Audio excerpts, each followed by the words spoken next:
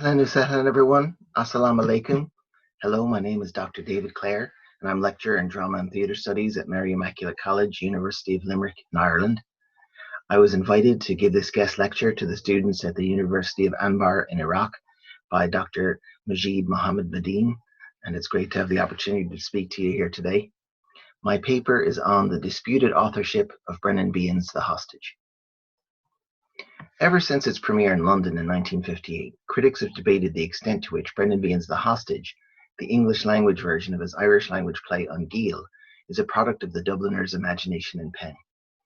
In 1982, Declan Kyberd summed up the viewpoint of many Irish commentators, including Ulick O'Connor, Richard Wall, and Behan's brother Brian, when he wrote regarding the translation of Untitled, quote, "The playwright never really rewrote his own play, but ceded it to Joan Littlewood's company, London's Theatre Workshop, who teased it into a new shape calculated to appeal to an English audience.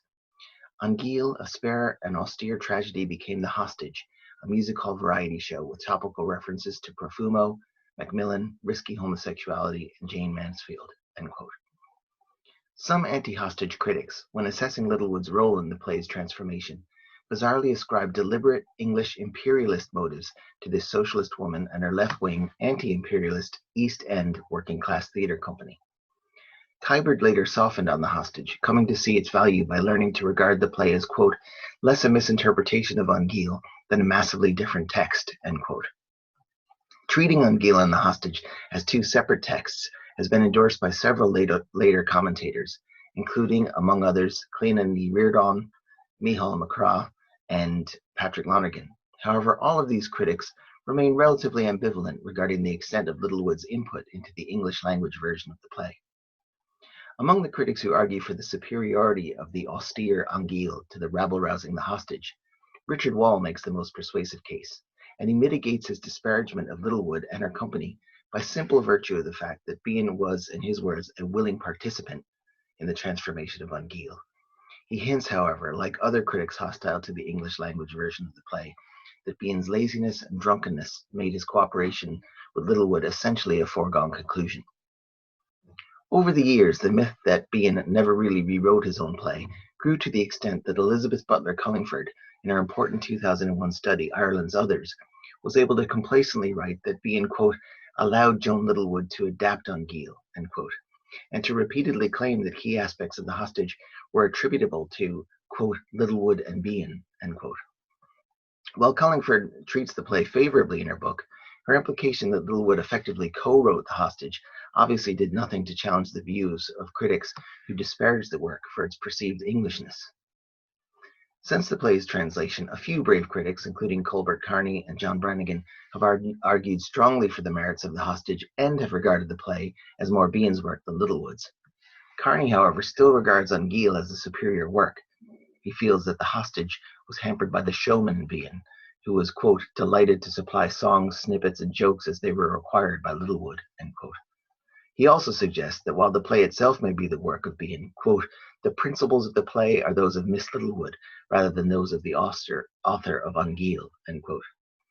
As for Brannigan, he rightly asserts that a significant part of The Hostage's value, and that of other works by Behan, is that they take, quote, "as their subjects the hyphen between English and Irish, between London and Dublin," end quote. However, his further extension of that point, that The Hostage is, quote, "not simply or wholly an Irish play, but a play inscribed within codes and contexts of English theatre and culture," end quote, would hardly contradict those who accuse Behan of selling out by tailoring the play to an English audience. I take quite a different view to this dilemma than the aforementioned critics. In this paper, I'll demonstrate that The Hostage is very much Behan's work, including the parts of the play usually ascribed to Littlewood, the music hall elements, the English topical references, the Cockney rhyming slang, and the socialist agenda. And I will also show that it's very much an Irish play, assaulting London audiences with scathing critiques of Englishness and with aggressive anti-imperialist sentiments. For many commentators, the clearest evidence of Littlewood's role in the transformation of Untitled is the decision to add music hall elements to the play. However, critics who assert that it was obviously the English Littlewood who added the music hall elements, or state like Colbert Carney that The Hostage's comic and music hall principles are Littlewood's, ignore the obvious fact that most of Behan's work in English up to The Hostage was comic and featured music hall elements. His radio play Moving Out, his early novel The Scarper, his Irish Press column, which ran from 1954 to 1956, the plays The Quare Fellow and The Big House, his memoir Borstal Boy, which was already written by the time of the Hostages translation, and the short story The Last of Mrs. Murphy, all contain music hall characters and gags straight out of a Maureen Potter Jimmy O'Dea variety show at Dublin's Gaiety Theatre. And in all of these works but Moving Out, characters burst spontaneously into song. When one takes into account Behan's frequent attendance at the populous Queen's Theatre during his childhood, which his uncle P.J. Burke ran, his well-known devotion to Sean O'Casey, and the similarities that Anthony Cronin points out between Behan's work and that of Harry O'Donovan, who wrote O'Dea's material, any suggestion that the real Behan was averse to music hall, or that he was only interested in it for its appeal to English audiences, holds no weight. For Behan, the decision to transform The Hostage into music hall was taken not because music hall was an English form, but because it was, to him, a Dublin form that he'd always liked. Behan was, of course, aware that adding music hall elements would make the play more appealing to London audiences than the stripped-back Ungiel would have been. Likewise, his early republicanism had softened enough to enable him to acknowledge and celebrate Ireland's cultural hybridity with England, as evidenced by phenomena like music hall. But he wasn't lying to cover his lack of a hand in The Hostage when he said that as director, quote, "Joan Littlewood suited my requirements exactly. She has the same views in the theatre that I have, which is that the music hall is the thing to aim for, to amuse people, and any time they get bored, divert them with a song or a dance." I've always thought T.S. Eliot wasn't far wrong when he said that the main problem with the dramatist today was to keep his audience amused, and that while they were laughing their heads off, you could be up to any bloody thing behind their backs, and it was what you were doing behind their bloody backs that made your play great, end quote. Behan saw that adding comedy and music hall elements was the best way to feed the English the bitter pills that he wanted them to swallow. That was the things he was getting up to behind their backs. For in The Hostage, Behan doesn't just criticize the Irish Republic, the new IRA, and violence by people of all stripes, as he did in Ungiel. He also greatly expands Ungiel's anti-British imperialist message and adds other political and social messages meant specifically for the edification of London audiences. Far from forgetting that he was Irish by crossing the Irish Sea, this play was the work of a man whose proud Irish identity drove him to add anti-English rebel songs and vicious critiques of the English to the play, and to suggest that the Irish, even the IRA officers whom he roundly mocks, are more civilized and more informed about the world than the English. In addition to the music hall elements, another aspect of The Hostage that often draws the ire of Irish critics are the topical English references, which they would like to believe were added by the theatre workshop.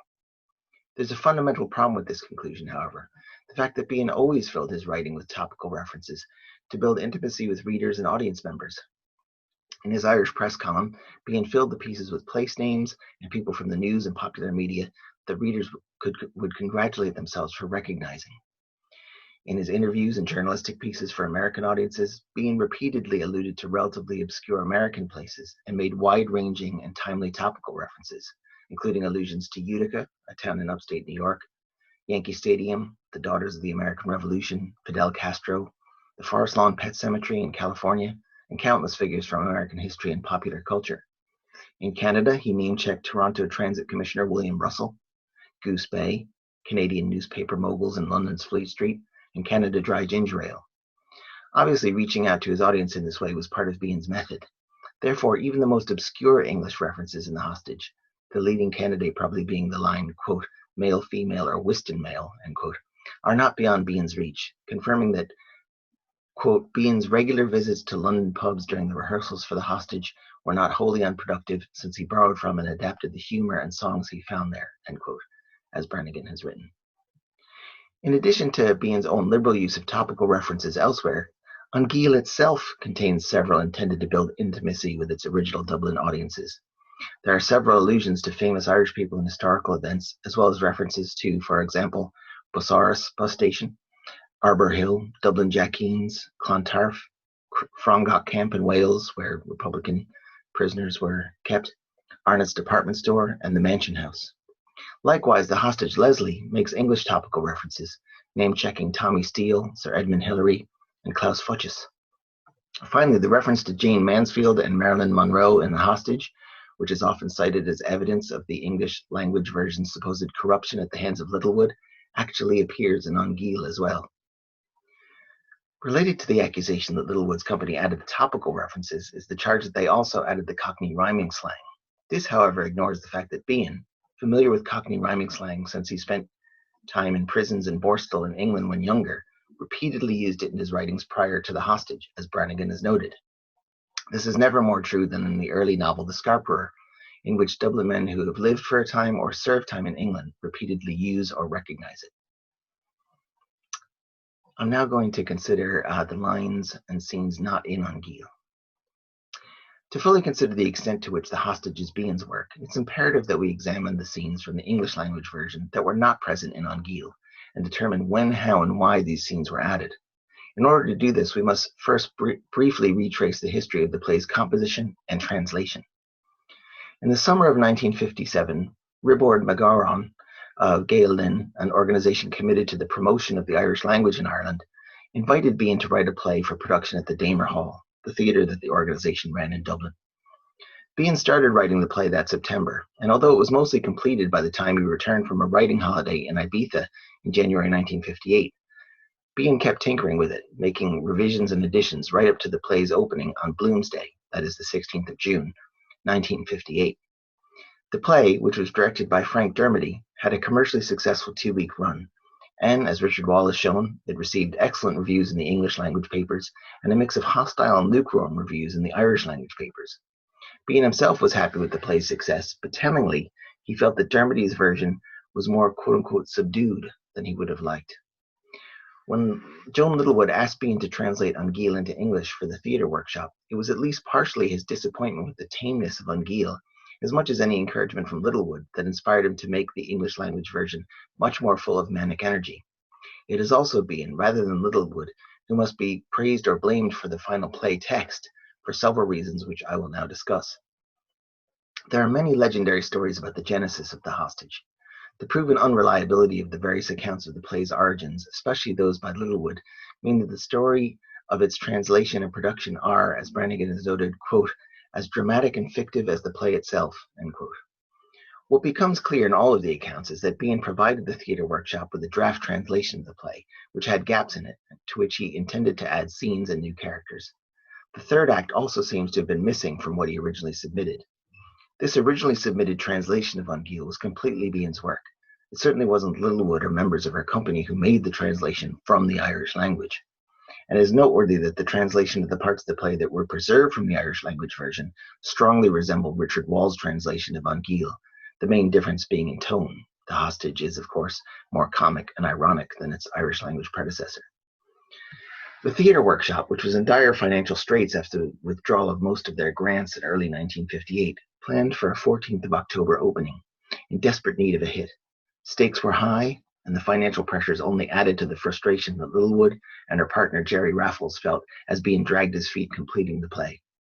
Even after they installed Behan in their home in South London and put pressure on him to finish, one story even has Raffles threatening Behan at gunpoint, Behan still spent too much time in pubs and left the company without a complete script a week before the opening. The main question is, who filled in the gaps? That is, who added the parts of the play that weren't present in Anguille? Having already suggested that Behan was at least as responsible as Littlewood for the move towards music hall and comedy, I would also suggest that while Littlewood and her company obviously concocted some of the non-verbal or improvised bits of business in The Hostage, it is clear that almost all of the words spoken by the actors and all of the new characters are the work of Behan. First, most of the added songs contain wantonly anti-English, almost racist sentiments, much more likely to be the product of Behan's perspective on the English nation, as shown by works like Borstal Boy, than the view of Littlewood and company. Second, the decision to add explanations of Irish history or Irish terms into the dialogue may have been Littlewood's, but presuming she didn't understand the Irishisms herself, it would certainly have been Behan who provided the explanations. Third, the new characters allowed Behan to address concerns that obsessed him throughout his career, but that he couldn't voice freely in a play in Dublin.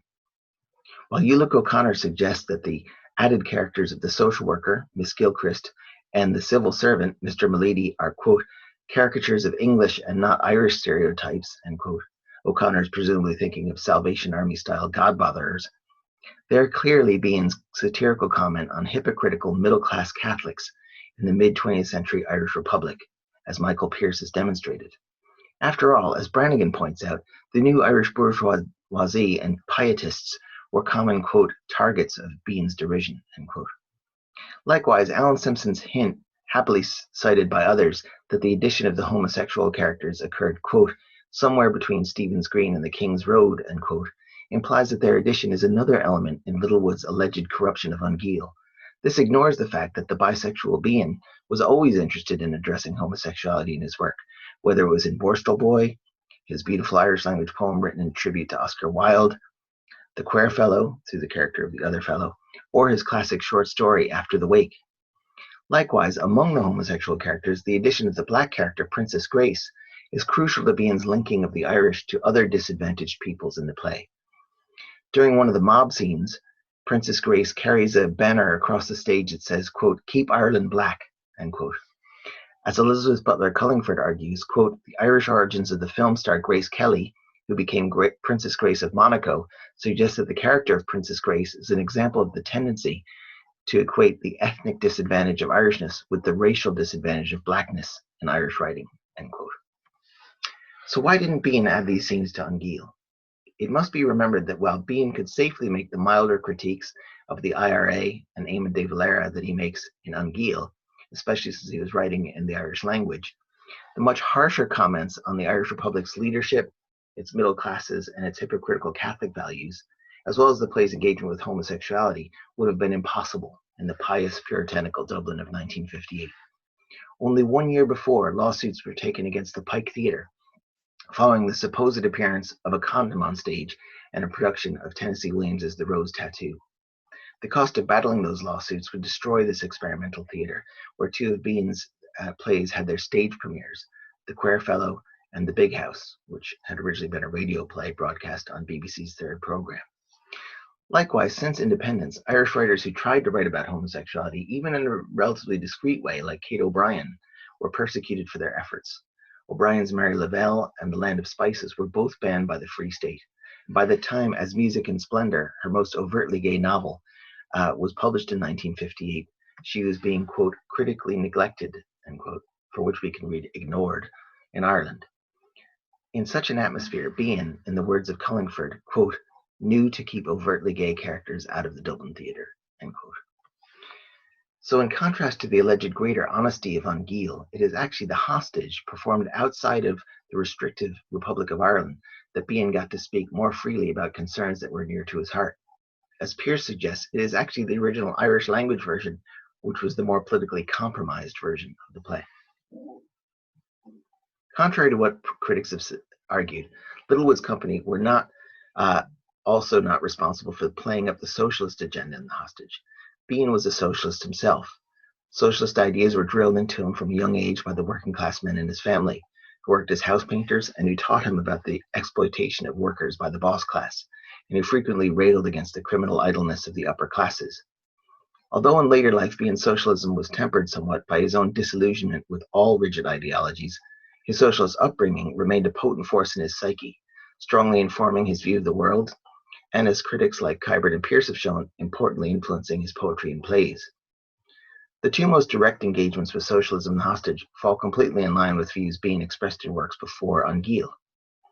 First, all the angry denunciations of the English aristocracy, English royalty, and the English upper classes in The Hostage echo statements being made in works like Borstal Boy. In that autobiographical novel, Behan disparages the idleness of dukes, and says of a rich boy he meets, quote, he was bad-tempered in the way of the English upper classes, or I should say thick and ignorant and not used to mixing with people, end quote. The upper-class governor of Walton Jail is described as, quote, looking as if he would ride a horse if he had one, end quote. And when Behan is dragged before the posh prison governor at Liverpool for fighting, he writes with wry disrespect, quote, I admitted my fault to this tired old consul, weary from his labors among the lesser breeds, administering the king's justice equal and fairly to wild Irish and turbulent Pathan, teaching fair play to the wily Arab and a sense of sportsmanship to the smooth Confucian, end quote. The Hostage's second major engagement with socialism is the scene in which Pat tells the story of the Republicans in Kerry in 1925 who seized land from Lord Tralee based on their socialist principles, but were forced to give it back at the request of their IRA superiors, who told them that, quote, The social question would be settled when he'd won the 32-county republic, end quote. This story is one of a number of Republican Socialist recitals in the play of the kind that Behan was made to memorize as a child, and it was obviously provided by Behan. Indeed, Kybert rightly observes that Behan added the scene in order to make clear his belief that the IRA's decision to move away from building a socialist workers' republic was, quote, the moment when liberation was missed, end quote. The final indication that it was Behan who provided most or all of the added scenes is that, in addition to the fact that they often depend on an intimate knowledge of Irish history, such as the aforementioned incident of the Kerry land seizure, or knowledge of the Irish language, such as the scene in which Behan cheekily has Monsieur use the word fuckle, knowing English-speaking audiences will hear it as fuck all. They are also full of witty Behanisms that he had already used in works written prior to the translation of The Hostage. The added scenes feature no less than 13 jokes or clever turns of phrase that Behan had already used in works written prior to Ungiel, including the following. Number 1, carry on with the coffin, the corpse'll walk. 2, your blood's worth bottling. 3, compliments pass when the quality meet. 4, generating humour from the place named Kilcock, which is a town in County Kildare. Number 5, general, if I may call you by your Christian name. In the Scarper, the line is pig's eye, if I may call you by your Christian name. Number 6, having an English character refer to Irish Gaelic as garlic. Number 7, an interchange in which Irish Republicans pay tribute to Irish men who served in the British Army regiments like the Royal Irish Rifles, the Enniskillen Fusiliers, the Dublin Fusiliers. Number 8, every cripple has his own way of walking. Number 9, that was when Moses was in the fire brigade. In the big house, it's since Judas was in the fire brigade. Number 10, for comic effect, having someone use the word electrocutionist for elocutionist. Number 11, you could sing that if you had an air to it. Number 12, for comic effect, having someone use prostituted for prostrate. And number 13, might as well be out of the world as out of fashion.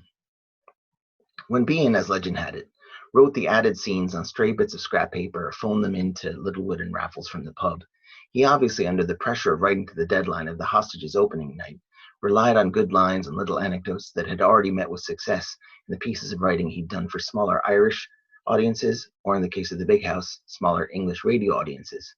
While this may be somewhat lazy, it's clear that the accusation that, quote, Behan's plays were written for him, end quote, made initially by the poet and playwright Donogh MacDonagh and echoed by others, is completely fantastical. Littlewood certainly made cuts to what Behan wrote and rearranged the order of certain scenes, but this is quite common in transferring a play from page to stage. Alan Simpson at the Pike Theatre had to do the same for the earlier play The Quarefellow, and as he once wrote, The Quarefellow's final text, quote, is as near to the author's original manuscript as is the case with many plays published after their stage premiere, end quote. While not intending to denigrate Ungiel, a fine, well-crafted play, beautiful at times in its somber rendering of innocent young love assailed by hate-filled ideologies and bitter old men, I'm not surprised that Richard Wall has found that most English-language productions advertising themselves as Ungiel have included dialogue, songs, and plot twists from The Hostage in order to make the play more entertaining. Wall, the fiercest defender of Ungiel, acknowledges that critics have found the Irish version's plot too linear or too simple, and the pace of the play to be a bit slow, and Wall seems to almost agree with him. This, I believe, is because Ungiel doesn't possess the theatrical or political range of The Hostage, which tackles more issues with greater humor, and when the play is done well, with similar depth of pathos. Thus, when Wall goes on to argue that The Hostage, quote, lacks the integrity of Ungiel, end quote, and when Kybert implies that Ungiel is superior because Irish was Behan's, quote, truest medium, the language in which Behan expressed that part of himself which was incorruptible, which could not be bought, end quote, their judgment of the two plays seems to be clouded by a bias in favor of the supposedly purer language of Irish. Likewise, critics who claim that the play cannot be the work of Behan because of its supposed Englishness are also revealing a narrow-gauge nationalist mindset significantly more pronounced than that of the more open-minded Behan. Ultimately, what makes this fear of the play's Englishness even stranger is the fact that The Hostage is so pro-Irish and anti-English. One of the main ways that Behan critiques the English in The Hostage is through his use of stage Englishmen. That is, through his satirical portraits of the English, which are a response to the stage Irishmen that have populated the London stage for centuries. There are two stage English figures in the play, Leslie Williams, the English squatty who's taken hostage by the IRA, and Monsieur, the English-born Irish patriot who owns the brothel-stroke-safe house where Leslie is being kept. Both characters are used to demonstrate what Behan sees as the drawbacks or peculiarities in the English national character. I'll start with Leslie. As critics have argued, Leslie is in many ways an attractive character. His orphan childhood, for which we can only have sympathy, his lack of judgmentalism regarding the gay characters, and his desire to like and be liked by the Irish characters are all winning qualities. Likewise, the innocent cross-cultural love between Leslie and the former convent girl from County Longford, Teresa, provide a standing rebuke to violent political ideologies in Anguille Stroke the Hostage. And as such, Leslie is, along with Teresa, one of the heroes of the play, as critics have written. That said, critics who focus too much on Leslie's status as a hero and a decent chap underestimate the degree to which Behan imbues him with significant stage English flaws. These English flaws are even more pronounced in the version intended for London audiences. So what are Leslie's stage English flaws? First, despite being a British soldier assigned to Northern Ireland, Leslie is deeply ignorant about Ireland, British imperialism, and indeed the world. Behan suggests, like numerous Irish writers from Maria Edgeworth to Bernard Shaw, that one of the biggest tragedies of the English attempt to rule Ireland was the fact that the English never took the trouble to get to know the country. As if accusing his London audiences of such ignorance, Behan's characters in The Hostage repeatedly explain basic aspects of Irish history, Irish culture, or the Irish perspective, sometimes directly to the audience. When his characters break the fourth wall in these scenes, Behan virtually taunts his English audiences with their ignorance. Likewise, the Irish characters compulsively point out to Leslie and the audience the bad things that England has done in Ireland, Cyprus, Africa, and Asia, as well as to Jews at home in England. Leslie's ignorance of these English atrocities and his belief that they have nothing to do with him is made clear when he answers Meg's question, "What are you doing poking your nose into our Irish affairs?" with, quote, "What affairs? What do I know about Ireland or Cyprus or Kenya or Jordan or any of those places?" End quote. Likewise, when Teresa mentions that Monsieur fought for Ireland, Leslie asks, quote, "Why, was somebody doing something to Ireland?" End quote. Teresa, scandalized, says, "Wasn't England for hundreds of years?" Leslie's response demonstrates that he, like the Englishman Haynes from James Joyce's famous 1922 novel Ulysses, is happy to forget history and is mystified by the long Irish memory. Leslie replies, quote, "That was donkeys years ago. Everybody was doing something to someone in those days," end quote. This statement is particularly appalling given that Leslie is currently serving in Northern Ireland, where as far as the nationalist community are concerned, Englishmen like Leslie are still doing something to them. Leslie's second stage English flaw is his racism. Although a decent chap most of the time, when provoked, Leslie comes out with racist remarks against the Irish, blacks, and Asians. At one point, when singing of his beloved London, he sings that, quote, he wishes the Irish, the N-words, and the Wogs were kicked out and sent back home, end quote. The main manifestations of his anti-Irish racism are his disrespectful reference to Irish Gaelic as garlic, his twice-repeated view that there are too many Irish in London, and the fact that he subscribes to traditional anti-Irish stereotypes. He believes the Irish are all heavy drinkers. He says we just let them drink their way through London. That they're great storytellers and a bit barmy. Also, his Ireland is a fetishized Ireland of songs like When Irish Eyes Are Smiling, a Hollywood Irish song which he sings in the third act, but which tellingly the Irish characters don't know. In both Anguille and The Hostage, when Leslie learns that the IRA might kill him if the Republican in custody in Belfast is hanged, his British patriotism comes out aggressively. He proudly sings and hums British patriotic songs and becomes much more critical of the Irish. As Maureen S.G. Hawkins has noted, Behan is suggesting here that the English pretend to be open to the ways and the people from other countries, but in an instant, if threatened, will revert to jingoistic patriotism. The fact that Leslie can change his tune so quickly is related to the fact that in both versions of the play, the Irish characters have a much more considered, not to mention nuanced, worldview than the English characters. Even the IRA men, whom Behan mocks so aggressively, are not to Behan's mind as politically bankrupt as an unwitting tool of English imperialism like Leslie, or, as we shall see, a genuinely unhinged subscriber to political violence like Monsieur. Yes, the IRA men are prudes when it comes to drink or sex, which of course Behan would not have liked, and Behan describes the Padraig Pearse-like officer as a fanatic in his beliefs. But he also suggests that although extreme nationalism and imperialism are both bad, the IRA's cause is at least based on real just grievances. In Behan's view, which comes across strongly in the play, Ireland has been wronged by England. The British Army don't belong in Ireland or anywhere outside of Britain for that matter. And the border between Ireland North and South is a travesty. On the other hand, imperialism has no redeeming features, as the songs and words of the characters in this play repeatedly make clear. Hence, Leslie's unreflective aiding of it is more criminal than the tacit or overt support of the Irish characters for the Republican cause, especially since the Irish characters are conflicted in their support of the IRA.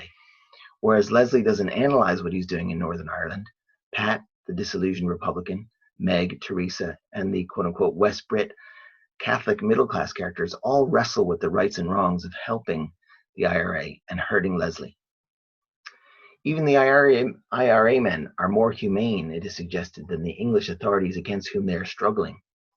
When the IRA officer and volunteer both pay tribute to the British Army and the many Irish men who served in it, including both of their fathers, the British authorities and soldiers like Leslie grant no such respect to Republican prisoners in the North, whom they regard merely as criminals. Likewise, Leslie laughs at Pat and the IRA men for naively believing that they might not have to kill him because the British government may relent, do the humane and honorable thing, and release the boy in Belfast, since doing so will spare Leslie's life. Leslie says, quote, "You're barmy if you think that what's happening to me is upsetting the British government. I suppose you think they're all sitting around in their West End clubs with handkerchiefs over their eyes, dropping tears in their double whiskies. Yeah, I can just see the Secretary of State for War now waking up his missus in the night.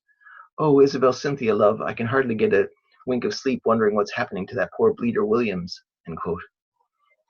As Kybert puts it, quote, "The IRA are accused of being hostages to an outworn belief in military chivalry. Amazingly, it is the IRA which believes that British fair play will see their boy right," end quote. The IRA's naivete in this respect is something that Behan was well aware of from personal experience. In Borstal Boy, having witnessed English justice and jurisprudence up close, he confesses, quote, "2 months in Walton jail had made me very anxious for a truce with the British. I had come to the conclusion not only that everything I'd ever read or heard in history about them was true, but that they were bigger and crueler bastards than I had taken them for," end quote. Behan knows that his IRA comrades, without first-hand experience of British might and British resolve, were hopeless romantics, drastically underestimating their enemy. Another way in which Behan suggests that the IRA men aren't as bad as the British Army is the fact that they're so hapless. In Brendan's words, they're like the Keystone Cops. However, the fact that the IRA went from being relatively hapless in the late 1950s, as evidenced by their disastrous border campaign of 1957, to being a ruthless and highly dangerous paramilitary organization during the Troubles in Northern Ireland, has made the comedic portrayal of the IRA in this play difficult for those viewing it since the late 1960s. As Fintan O'Toole wrote in a 1982 review of an Abbey Theatre production, quote, "Since the play was written, we have learned once and for all that men with guns are not very funny," end quote. While Behan's case against militant nationalism is perhaps undermined by his unwillingness to criticize the IRA as thoroughly as he does British imperialism, militant republicanism is still discredited in the play, as Behan pushes an essentially pacifistic agenda. Like his character Pat in The Hostage, quote, "The H-bomb got Behan scared of the little bombs," end quote.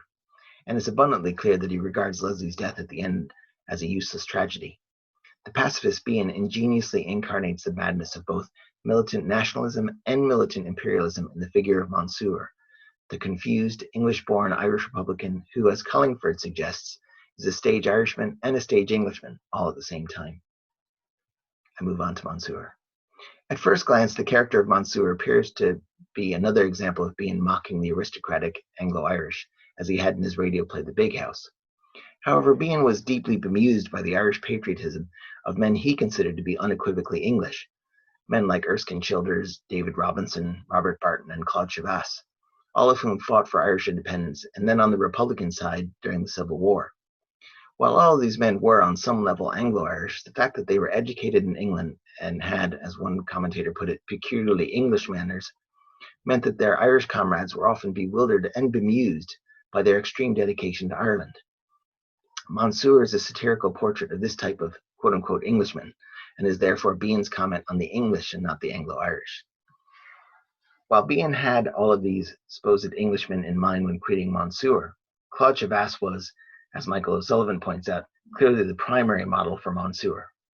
Chavas was born and raised in England, and after graduating from Oxford, he moved to Ireland in 1912 to live with his Waterford cousins in order to learn Irish and connect with his Irish roots. The Shabasses were and are a famous Anglo-Irish family. He eventually dedicated himself completely to Ireland, refusing to speak anything but Irish, or if pressed, French, marrying the Irish language poet Maureen Fox, learning the bagpipes, and wearing a kilt wherever he went. The kilt, the bagpipes, and their common preference for Irish and French over English are all clear links between Monsieur and Shabas. Because of his eccentricities, Claude Shabas was a legendary figure in Republican circles and on the streets of Galway. He bought Ross House from writer Violet Martin's family and lived out his days there. Violet Martin was Martin Ross of Somerville and Ross fame. Behan did not know Shabas well enough to determine how deranged or incurably English he may or may not have been, but Monsieur, his fictional rendering of this curious man, is certainly English and not Irish as he idly strives to be, and is also clearly unstable mentally. Indeed, Monsieur could never be confused with the sane Anglo-Irishman who has somehow come to see the justice of the Irish cause, like the Irish Protestants who led rebellions against British rule in 1798, 1803, and 1848. The socialist Behan mocks the Eton and Oxford-educated Monsieur throughout the hostage, suggesting that his delusions are the product of an upper-class Englishness that he will never escape, no matter how hard he tries. Like the proverbial out-of-touch upper-class English officers in the Crimea or miles behind the line in World War I, Monsieur is hopelessly cut off from the realities of the situation in which he finds himself. He has, like these English officers, lost himself in a fantasy world of heroes and high ideals. For example, he actually believes that, quote, everybody in the house are Gaels, patriots, or Republicans on the run, end quote, and not that, quote, pimps, prostitutes, and decayed gentlemen, they so obviously are, end quote.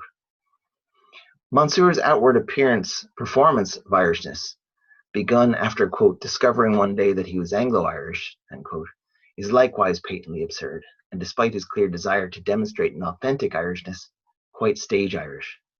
Out of patriotism, he would prefer to speak Irish at all times, and yet his Irish language skills are clearly insufficient. As Kybert has observed, quote, when he spoke Irish to bus conductors, we are gravely informed he had to bring an interpreter with him so that the man would let him off. Presumably his British dialect of Irish was incomprehensible, end quote. And when the Soviet sailor speaks to him in Russian, he mistakes it for Irish and answers with some basic beginner's Irish. His bagpipes and kilt, as well as his use of the term laddie, are all evidence that Monsieur is, in Brannigan's words, quote, confusing Scottish with Irish customs, thus proving that he is the hibernophile product of Eton and not a true Irish nationalist, end quote. Monsieur's ostentatious performance of Irishness is repeatedly shown to be only a surface affectation. Deep down, Monsieur is still the English public school boy raised on empire rhetoric, as he unwittingly reveals in unguarded moments. For example, when he first gets talking to Leslie, they bond over cricket and the supposed Irish patriot, whose rabid Anglophobia means that, quote, he would rather be called Monsieur than be addressed Asperla, that is in English, end quote, ends up proudly praising English as the language of Shakespeare and Milton. Behan's implication is that, unlike previous Unionist Anglo-Irishmen who've genuinely come around to the nationalist cause, the English Monsieur has not had a true, deep, principled conversion. He's merely traded imperialist violence for nationalist violence. This becomes abundantly clear when Monsieur, who throughout the play has uttered the work's most spine-chillingly fanatical Republican sentiments, becomes disoriented by his chat with Leslie. Losing himself in Etonian reminiscence, he begins to sing a song that celebrates Englishness and reveals him to be, like prominent stage Englishmen from throughout Irish literary history, a racist, officious hypocrite. Given the incendiary anti-English use to which Behan puts this song, and the jingoistic racist song sung by Leslie cited above, I cannot agree with Nicholas Green's assessment that the songs in The Hostage are simply, quote, show-stopping set pieces which have had all the political harm taken out of them, end quote. Instead, I agree with Hawkins that the songs are part of the play's political subversiveness. In Monsieur's famous set piece, The Captains and the Kings, his racism is revealed when he sings of his belief in, quote, the white man's burden, end quote, and sings, quote, praise God that we are white and better still we're English, end quote. His moralistic officiousness, which is alluded to earlier in the play when Pat explains to Meg that, quote, Monsieur is terrible and strict and honest because he's an Englishman, end quote, is also made clear in the song. First, Monsieur echoes the old adage that the playing fields of Eton and Harrow taught Englishmen like himself discipline and Christian ethics and gave them physical strength. Second, Monsieur praises English old ladies for having, quote, stern faces, end quote, which reveal their moral seriousness and personal discipline. And Monsieur is clearly a hypocrite, because in revealing through the song that, quote, far away in dear old Cyprus, or in Kenya's dusty land, where I'll bear the white man's burden in many a strange land, end quote, and that when stationed, quote, in West Belfast, we sigh for dear old England, end quote, he not only proves his Englishness once and for all, but also proves that he's not on the side of oppressed peoples, like the other nationalists in the play. He is and always has been an imperialist. In coming to Ireland, he found it easy to become a Republican, because he was prepared to fight to take the north from England, just as his English imperialist predecessors fought to wrestle other lands away from those that ruled them. Behan's characterization of Monsieur is yet another manifestation of the author's proud Irish identity. By suggesting through Monsieur that violent nationalism is only, quote, the mirror of empire loyalism, as Brannigan has written, Behan hints that it was the English who taught the Irish how to be violently nationalist. This is similar to his argument in the Clare Fellow, that it was actually the vindictive English who taught the easygoing Irish to practice capital punishment. One of the key scenes added to The Hostage in the run-up to the London premiere is the play's most powerful Republican recital. Meg's description of the horrors inflicted by the British Army upon the people of Russell Street on Dublin's north side during the Easter Rising in 1916. Behan was born and raised in Russell Street until the Behans were moved to a corporation estate in Crumlin when he was 14.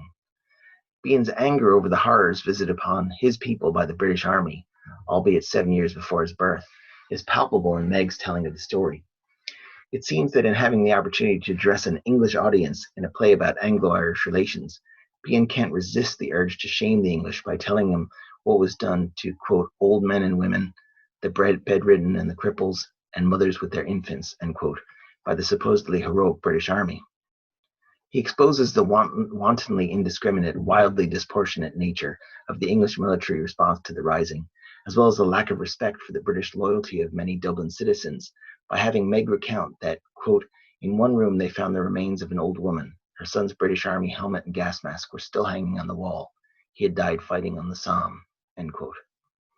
In transforming Anguille into the hostage, Behan chose to more directly confront English audiences with their nation's imperialist crimes in Ireland and around the world, and to place even greater emphasis on the stage English absurdities and prejudices of Leslie and Monsieur. Therefore, in translating Anguille, Behan was clearly not pandering to English taste. The Hostage is, as Kybert has rightly pointed out, quote, one of the first examples of that form of writing recently titled The Empire Writes Back, end quote. As Kybert goes on to observe, quote, obviously Behan felt the urge to dismantle the remains of the imperial agenda not just in Ireland, but in the imperial capital itself, end quote. Hence his harsh interrogation of Englishness and English imperialism for the benefit of English audiences. Underpinning all of Behan's assessments of the English in The Hostage is an Irish pride and an anti-English cast of mind, which he inherited from his Republican upbringing and which betrays itself in all of his writing, even in Borstal Boy, a work in which he's attempting to demonstrate how he came to genuinely appreciate the English and to relax his doctrinaire republicanism.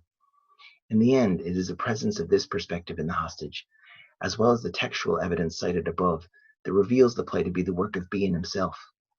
Contrary to what critics with other agendas often suggest, the translation of Anguille did not involve the corruption of a pure Irish text by the supposedly villainous Englishwoman, Joan Littlewood. And saying that Behan did not write The Hostage or that he co-wrote it is unjust, unless we are prepared to change the authorship of all plays which have emerged from the workshopping process. However, it is much more reasonable to agree, as the theatre world already does, that Carol Churchill wrote Cloud 9, Christina Reed wrote Joyriders, Michael West wrote Dublin by Lamplight, Amy Conroy wrote I Heart Alice Heart I, and Simon Stevens wrote Morning. Thank you for listening to my talk today. Hope you've enjoyed it, and if you have any questions for me, feel free to get them to me through Dr. Midhin. Thank you.